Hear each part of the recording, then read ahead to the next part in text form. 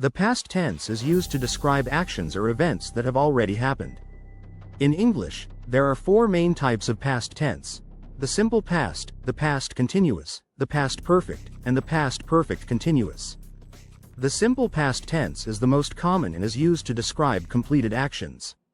For regular verbs, the simple past is formed by adding ed to the base form of the verb. For example, I walked to the store, or she played the piano. Irregular verbs have unique past forms, like go, becomes, went, and see, becomes, saw. The past continuous tense describes actions that were ongoing in the past, often at a specific time. It's formed using the past tense of the verb, to be, was, were, followed by the ing form of the main verb. For example, I was reading a book when you called, or they were playing soccer all afternoon. The past perfect tense is used to describe actions that were completed before another action in the past. It's formed using had, followed by the past participle of the verb.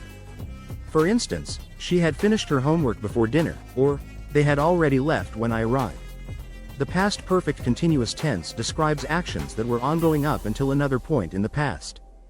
It's formed with had been, followed by the ing form of the verb.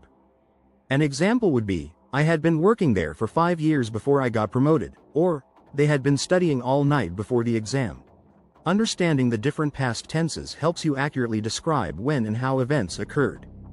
Practicing with these examples will improve your grasp of past tense usage in English.